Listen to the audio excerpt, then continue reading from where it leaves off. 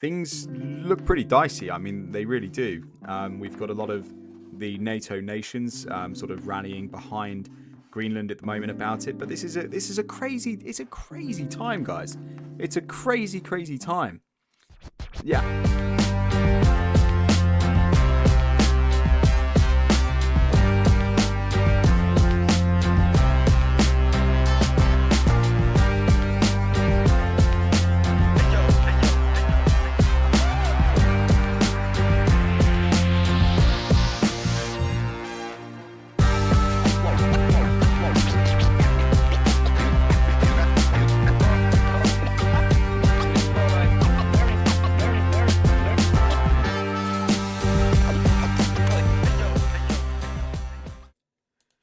Good afternoon, ladies and gentlemen, and welcome one and all to this afternoon's Markets Now session. The broader community catch-up that we do on a Wednesday. Hope you're all doing well, team. We got Braden in the house. Hello there, mate. Good to hear from you, buddy. Hope you're keeping well. Hope you had a nice Christmas and New Year's. Were you home for it, or were you still abroad? Got home on the 22nd. Wow. Just in time for the Aussie warmth, then, hey. I hear you guys have got it pretty good over there at the moment for Christmas. It looks pretty hot. I saw a couple of reports about it. Yeah, it's still on my bucket list. I've got to spend a Christmas, or at least Christmas season in Australia. I have to experience the warmth at Christmas time. It's got to be so strange for someone who's lived in Blighty for most of his Christmases. Yeah, good, all good here. Thanks, buddy. Yeah, all good here. It was really nice and relaxed. A lot of family time, and just really took the opportunity to unplug. You know, just really sort of made the most of unplugging from everything, from news, data, markets, all put it to bed for a couple of weeks. So yeah, it was really good, thank you. And good afternoon to everybody else as well. We've got a nice busy room today, so that's good to see. A lot of people in the house. Good to see you all. Oh, I will let you know, mate. Don't you worry. I will let you know for sure. Yeah, be a perfect opportunity. So, obviously, there's quite a few people in the group at the moment that don't spend the day-to-day sessions with us, so you won't know. So just to quickly just give you a heads up, we won't be running FX, metals, or energy markets currently. We haven't reintroduced those trading assets into the mix as of yet. We're only focusing on European and US stock market breakout sessions at this time. We are going to be reintroducing the rest of the asset classes in a sort of relatively staggered format. So stocks this week, then next week we'll be looking at reintroducing the FX space a little bit alongside some of the energies and metals as well. So sort of staggering that release of those back into active trading performance as we get into the new year. This is a normal standard practice, but I appreciate not all of you would have been aware of that, but that's how I will generally do things. So this week's is all about the stocks as we sort of fire up the engines, start firing on all cylinders, and getting ourselves back to grips with things in ready for the new year, where hopefully we're going to smash it. There's a lot going on at the moment in the world, as most of you will know and have seen on the news. We started the new year. It was only a handful of days before the US invaded Venezuela and stole their president. There's also now a lot of chatter on the wires, as far as I'm concerned, about the Greenland situation as well, with the US readying itself to what it at least from a political perspective, it looks like they're readying themselves to go for Greenland as well. I don't want to be a come on here and be a naysayer by any stretch, but it's been on Trump's agenda for a while, and things look pretty dicey. I mean, they really do. We've got a lot of the NATO nations sort of rallying behind Greenland at the moment about it, but this is a crazy time, guys. It's a crazy time. Yeah, absolutely. Yeah, damn right, James. It really is. And good afternoon to you, Coratim. Good to see you, buddy. Yeah, but it really is. It's a crazy thing out there at the moment because, of course, the US has this relationship with NATO. I don't really understand. I don't understand what the hell he's thinking. I mean, it could escalate into something, couldn't it? It really could. It could escalate into something huge. And it's being driven by the United States. I mean, this is a nation that has been, well, for lack of a better way to say it, at the forefront of Allied defenses for years. For years. I mean, every single person in this room's lives, and many lives before us. You know.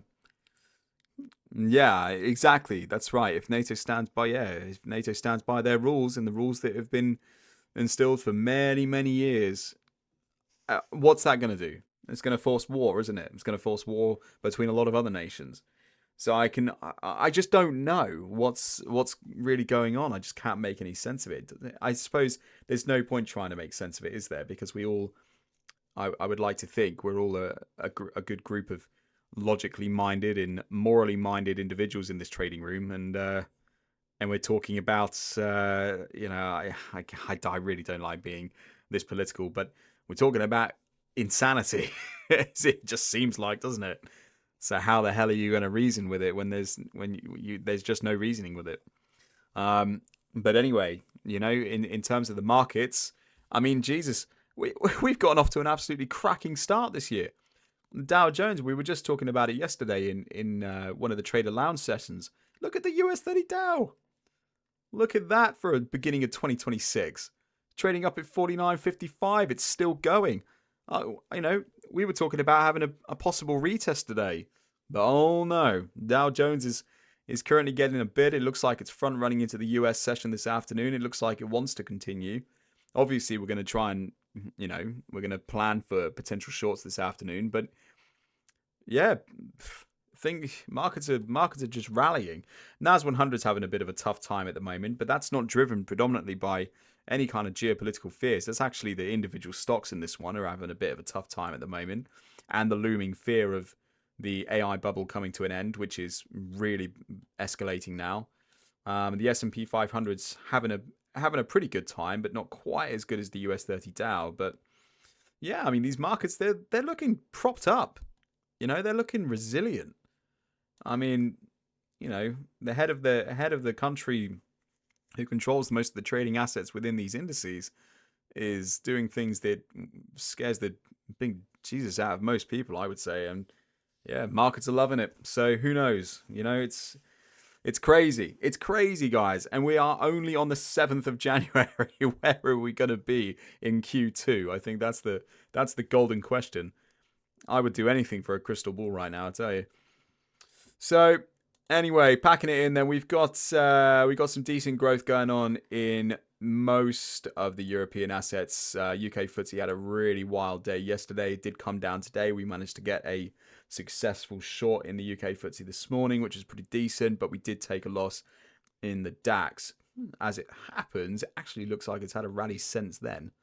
Yeah, that's great. That's great. So I haven't even had my eyes on the DAX, but I took a long in the DAX this morning based on our European market breakout session that we do first thing AM. And yeah, that was the result. I got taken out by the spread there at 8 minutes past 9. And subsequently, directly after, it went straight up to target profit. So thank you very much, DAX. It's been ranging since then, but yeah, good strong continuation and moves in that European asset. We've got the EU 50. That one came down. It has lost a little bit, but honestly, guys, we're talking about a smidge here. It's nothing really to shout home about. Well within the bullish trend parameters. And then, of course, we had the UK FTSE short, which was pretty decent. And that was there for a 1 to 2.74 this morning. And it's not really done too much since then. It looks like it's going to be a fake out. We did have this sort of move down below. I was anticipating a rally back for trend continuation. That's still on the cards at this stage, but obviously we're not going to be looking at this one again until tomorrow morning. So for those of you who can, stay tuned for that one. In terms of the rest of the markets, as I said, we are focusing only on the stock markets this week in terms of active trading, but we can still certainly have a scout around, see what's going on. Natural gas is currently wavering at around 378. This is actually really supportive of our potential trading opportunities for next week if we decide to open up the portfolio to natural gas again. Of course, we sort of broke structure yesterday, but as I was saying to those of you who are obviously with me on a daily basis, it would be an ideal situation if natural gas remains sustained between sort of 4 and 37 on the dot, something like that I said yesterday. If we can get a sustained sort of, trading range around that area leading into next week, that's going to be great for us. And then next week we can certainly look at continued shorts and taking some of the money that we had on the way back down. I tell you what, between the funny period between Christmas and New Year's was actually a great time for natural gas. I think it was this breakout here. No, I beg your pardon. Where was it? This area, wasn't it? So yeah, we got the retest of that area on the 29th. And then we got this beautiful move down in the space of 3 days before New Year's. Or basically just after New Year's, which went straight down to the previous low. It was I wouldn't say, and this was actually out there for everyone. This was a broader community session that we did on the Tuesday that was released to everybody, and this was a sort of proposed, not a confirmed trade idea, but it was a sort of projection of what I anticipated would happen. Honestly, I was kind of kicking myself. I mean, I wanted to unplug and not have anything to sort of concern myself with in the markets, but I was kind of kicking myself afterwards, as you do, of course. If you call a good trade but you don't take it, you're always gonna feel a little bit salty about it. But yeah, beautiful move. All we can wait for now, of course, is the continuation of trading range between these areas and then the breakdown of structure. Probably looking at a TP, at least the stage 1 being at around 290, followed up by another move down to around 2.0. And then that would see us into the end of the extremely cold season and the beginning of spring, by which time we would start to see demand slipping back into natural gas as a result of air conditioning in the United States battling that warmer climate. So that's, yeah, I mean, honestly, just trading the weather here, guys. That's all we do. We're just trading the weather with natural gas. In terms of Brent and crude at the moment, there's nothing really to shout home about at all. Even on the daily timeframes, it's doing nothing. Demand is not in for the fossil fuels at the moment, as the world is certainly moving towards a different type of sector. Obviously, electric vehicles and so on and so forth, and the solar power and renewable and cleaner energy solutions and stuff like that. I'm not saying by any stretch of the imagination that this is it for oil markets, but the demand's just not there yet. I'm sure it will start coming into play again, maybe March, April time. I would imagine there's going to be more demand, but right now we're seeing a real stagnant period in the oil markets, and there's nothing really to get excited about. Moving down into our metals, precious metals, gold down 1% today. Again, not really a major mover, but silver and platinum are absolutely killing it. We've got minus 4.9% as of this time in silver, coming down quite strong, and platinum's down minus 5.6% so far from the highs. So these ones are really tanking at this moment in time. Looking good for shorts. Obviously, we're not going to reintroduce these assets until next week, maybe even the following week. But still, decent trading volume in these at the moment, and things are looking good. Things are looking good. In terms of the FX space, I'm certainly not going to be spending all of our time today going through them. Frankly, looking at the daily percent changes, there's nothing to even shout home about anyway. The Aussie dollar currently is at a 0.00% daily change. Oh, sorry, we've lost 0.01%. The average is at like 0.09, 0.08, probably, out of all of these. I mean, so many of them have not moved at all today. The major mover in the FX space currently at daily change is the pound yen at minus 0.2%. That's the big one, guys. A 0.2% move in the GJ. Oh yeah. Yeah, we're raking it in here. So it's, look, very stereotypical price action. I've said this time and time again. It's the time of year. Things will pick up. We just need to see that come through into and be translated in the price action. It's the time for rest. It's still the period of rest for the markets, for a lot of these markets anyway. Not all of them, judging from the Dow Jones, which has just been phenomenal. So that's a great segue into our US indices this afternoon. Let's see what we've got to work with. Now, based on yesterday's trading performance, we did pretty well. We managed to get a 1 to 2.8 out of the US 30 Dow long yesterday, which was really nice. And it did not stop there. I mean, you can see it for yourselves. We got the initial breakout volatility, which was great.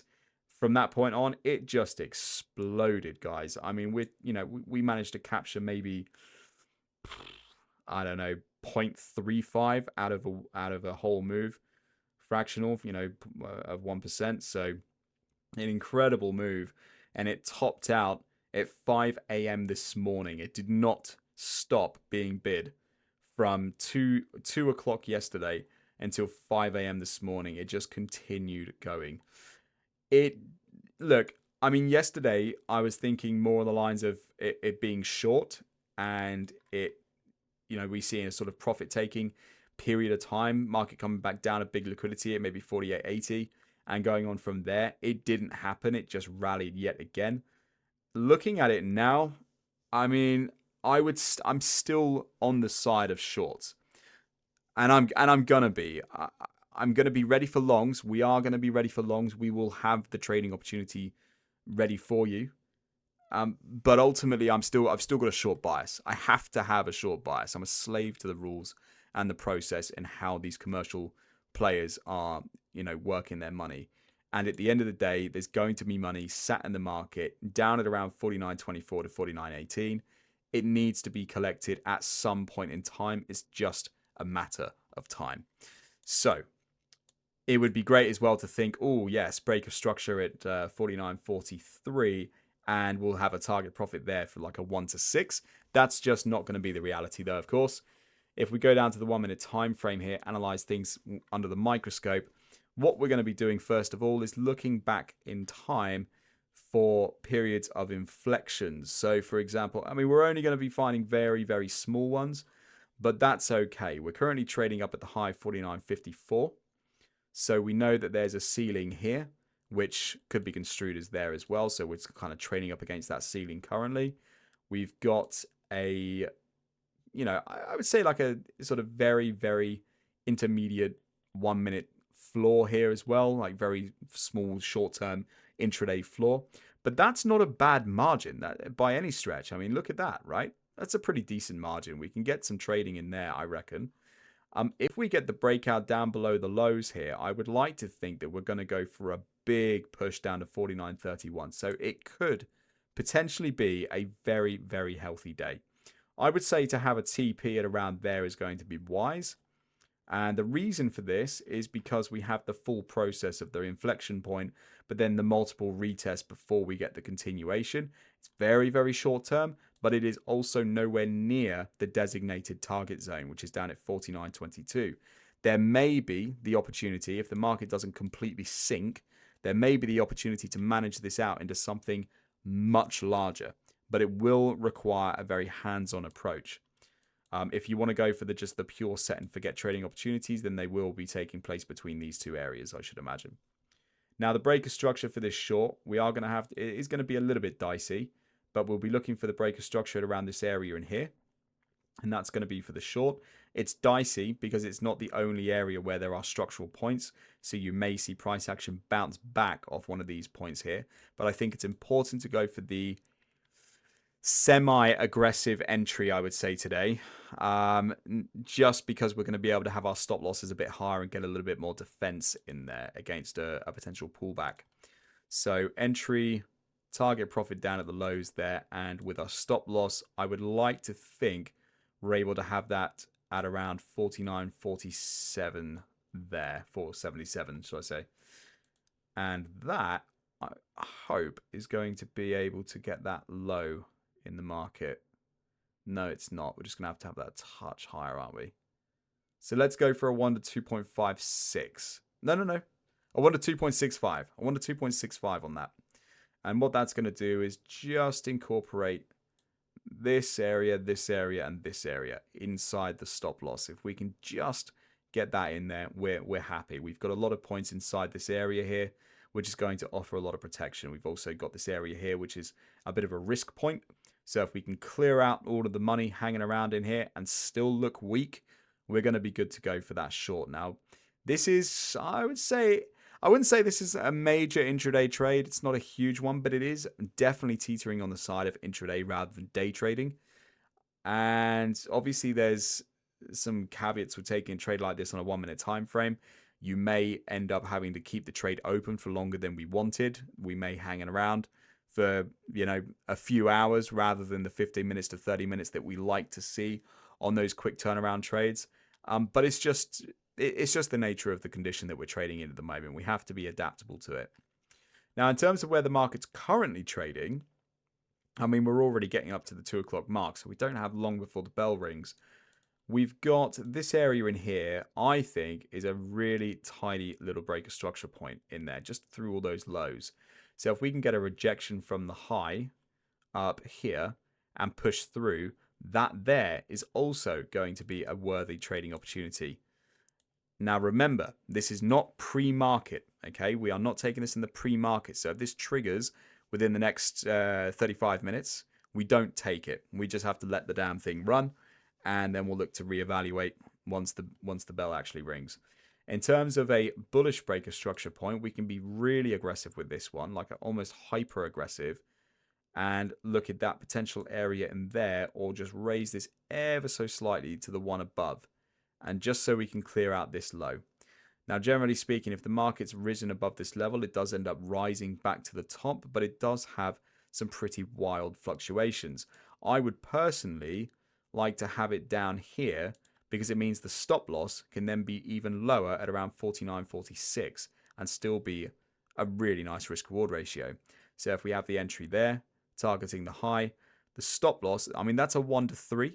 So it means we can have the stop loss all the way down here, and that's going to be a 1 to 2.5, which is a really nice trading opportunity.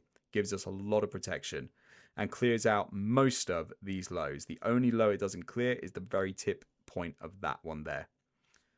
But again, really nice, well-defended opportunity there on both sides. Now, the only thing we haven't done is we haven't explored the opportunity of trend continuation. The trend continuation opportunity is the least exciting for the risk-reward hunters out there. It's only going to yield a 1 to 2.1 because that's what we do at all-time high trades when we look for breaker structure point. And we simply get the stop loss first, put the stop loss wherever you want it. So in my case, I want my stop loss to be about 49, 49.54. And we bring this down to a 1 to 2.1. And that is just the fixed trade. And that's what we'll go for the breakout. So lots and lots of things going on with the Dow Jones. Some pretty good trading margins. It's a little bit dicey on the short, but trading between this area in here or the trend continuation opportunity, very straightforward. Very, very straightforward. Download. So next up, moving across to US Tech. Slightly different setup today. We have opportunity to the previous high. Yes. Where's the breaker structure for that one going to be? That's the question. Let's have a look at that area in there. So we have had a fake out of this area before, and then we immediately run into issues directly above. So actually that's going to be the one. So you've got the target, you've got the entry, stop loss directly below. That's a pretty short-term trade. We could be in and out of that one in the space of a half an hour window, so that's quite nice. If we have the stop loss, whoops. As long as we have the stop loss, let me just move that. Perfect, there we go. Stop loss at about there. That's going to yield a 1 to 2.55 as well, which is not bad. Tim asks, should we wait for a BCR on the US 30? So that's a really good question, Tim. Now, if we look at this here for a moment, should we wait for a BCR? Okay, let me go up to the 15-minute time frame. Let me consolidate this. What do we have on the 15-minute time frame?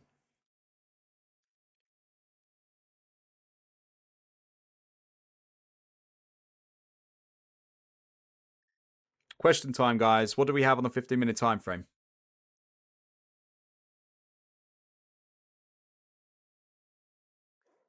Yep, you're absolutely right. It's a BCR. We've got the breakout, we've got the close above, we've got the retest, and we've got the continuation. So when it comes to trading the continuation down here, all we need to see is the breaker structure. So I will not require any BCR, additional BCR of the structural breakout point on the US 30 Dow Jones long, because the BCR has ultimately already been achieved on the higher time frame, which adds more confluence, not less, but more confluence to the 1 minute time frame, because it's the anchor chart that we're looking at. Okay? No problem at all, buddy. Right, so back to the NAS. The long, that's looking really nice there. 1 to 2.55. It's good. Relatively good trading margins. Relatively good. We've cleared out most of the TRFs in here, and we've just got the sort of trend continuation to the previous high to contend with.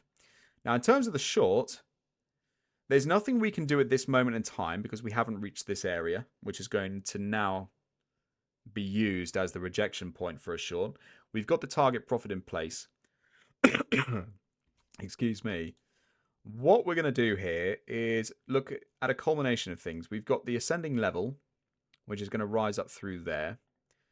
And we are going to look at the inflection point, which is formed here. Now, the reason I've got these two working side by side with one another for an entry is because of the higher low formation that we've got down below here. Because we're not going to be able to take, it doesn't work if we're just looking for a breaker structure to enter upon each of these lows, because every single one has one. So instead of, the process becoming very convoluted, what we're going to do is really simplify things just by adding in an ascending level and then looking at a crossover with the breaker structure point. Ultimately, this area is higher than the blue line. So what we'll be doing is looking for that continuation, which has to happen, which is the truly only necessary part of the short. We need to see the continuation up to 25.64-ish, and then the continuation away from there. So we've got the continuation up to the highs, and then the rejection from the highs through the ascending level, through the breaker structure point, and then we should, in theory, have a pretty clean run straight the way down to 25.58, where the market has only just recently come from. But the NAS 100 is not looking like the other stocks. It's looking tired out. And we don't have great details coming out of the market at the moment in US tech. So it does make sense that it could dawdle. It could just sit around here for a while. So that's going to be the short setup. Target profit. Stop loss for this one, I'm going to be really, really generous. We could go for the 1 to 3.3, which looks great, but I'm going to be more conservative, more gracious, and just go for a 1 to 2.14. The reason behind that is because of what we're seeing in recent price action. What we're seeing is a lot of sideways motion. Yes, the market does have gradual direction, but there's a lot of ups and downs between those 2 points in time. If you think about this as being point A down here, and we got point B up there, the time it takes to get there is very, very staggered, unlike the moves that we've seen previously, which have been very explosive. So I'm thinking to myself, this could be a very slow market. The daily time frame, the most important time frame, is showing me that we don't have the level of volatility in the NAS that we do in the Dow or the S&P right now. Limits are there. Things are reduced. So we're going to go for a little bit more of a relaxed trading format with a 1 to 2.14, because this provides the room for that trade to breathe and be flexible, which is very, very important. Very important in understanding what's going on around us and having that spatial awareness. So that's going to be the short. We can download that. Now, I did include the S&P, and frankly, yesterday had a really good time with the S&P as well. I mean, we can. I just think it doesn't look too dissimilar than the Dow Jones. We've got the ceiling up here. We have a floor. Well, for the sake of argument, I'm going to have it there because that's where the turning point was today. So this is the trading margin. we've got the low of the move, which I would say is there for the breaker structure. And we've got the short opportunity down below there. So I would say entry, target, and stop loss up at the highs. That's going to yield a 1 to 2.42 for the short. Remember, again, this is not a pre-market trade. If the trade triggers before the US Open this afternoon, we just have to let the damn thing run. And you know, it is what it is. If it goes for a long breakout, you know, if we really just continue pushing on, which at this point would just not surprise me anymore, then just like the Dow Jones, we place the trading opportunity there, the entry above the high. So we make sure that the money's been cleared out and we're just bullish and there's no more bearish protection there. And we get our stop loss first. We work with the stop loss first. So we bring the stop loss up to wherever you want that. So for me, I would like to have my stop about there, which incorporates high 1, 2, 3, 4, 5 in this little cluster. And then I bring that target profit up to a 1 to 2.1. And that is my trade. And it's just clear cut, as simple as that. Okay. And that's the 3. James, I have a 15-minute level right through the short break of structure. Send me let's, on the NAS. Yeah, that's fine. Send in a picture, buddy.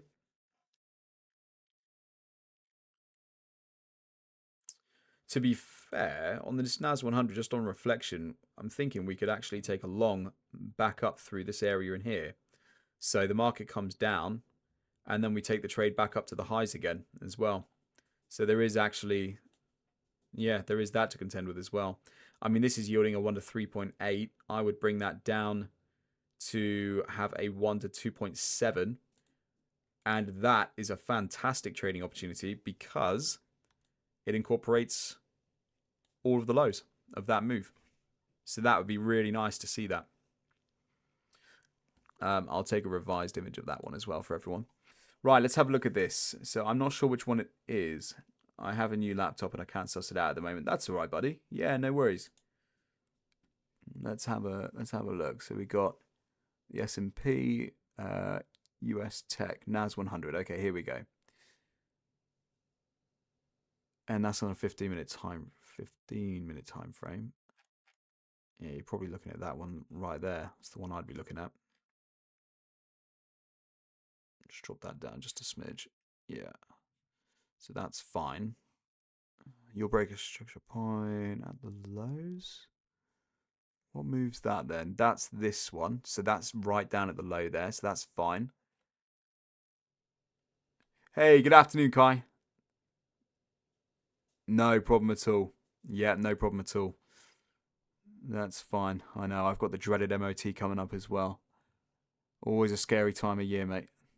Always a scary time of year. Good afternoon to you, Jack. Good to see you, buddy. Struggling to see this breaker structure point, James. Struggling to see. Are you talking about? So this is way higher up. So as far as the trading parameters that we've got here today, according to your chart, we're looking clear. It's looking pretty clear, which is a good thing. But just in response to your message, I'm not sure which one exactly you're referring to. But that's fine. That's fine. You can shout me out the chart and stuff, and we can dig into that. Yeah, we can dig into that. It's fine. No problem at all. Right, team. So we are currently at 2:10. Hey, Cortim, which of these 3 indices is least favorite for you to trade? Oh, yes. Yes, I almost forgot to give you my top picks, didn't I? Yeah. So I would say that one of my favorites is the US 30 Dow Jones. This is because of its availability. A lot of availability on either side of the market. After that, and the S&P is very simple. Yeah, after that, I think that... Yeah. I think, even though the S&P is incredibly easy to trade today, I think the NAS 100, even given its complexities, is the one that I would be going for. second to the US 30 Dow Jones. So back to the point at hand, US 30 Dow Jones is the number 1, NAS 100 is number 2, S&P number 3. NAS 100 is faltering behind the other two in terms of volatility levels. Okay, we can see that. There's evidence of it. But it is very dynamic. It's got a lot going on for it. There's trading opportunities all over it at the moment within the given margins. And I like to have choices. Some people don't. Some people don't want choices. They don't want options. And that's fine. I do get that. In which case you guys will want to go for the S&P 500 because it's black and white. A long above this area, a short below this area. Anytime after 2:30. Very, very clean cut, done deal. But I want choices. I like the flexibility that NAS 100 offers. So I will be using this one today together with the US 30 Dow Jones, which is my number 1 choice. Okay. So how does that sound? Everyone okay? Really liking the turnout this afternoon, by the way, guys. Great to have you all here with me. Excellent. Good stuff. Good afternoon to you, Nadia. Yeah, good stuff. Excellent. All right, team. Well, yeah, great stuff. Happy to hear it. Well, open door policy here. Ask me any questions you like or anything. Send them into the general chat. Obviously, we're streaming out to the broader community today, so it'd be good for those guys to get involved as well. And let me know if you need anything, and let's see what we can do. So take care, team. Have a good one, and I'll see you later on. Thanks a lot.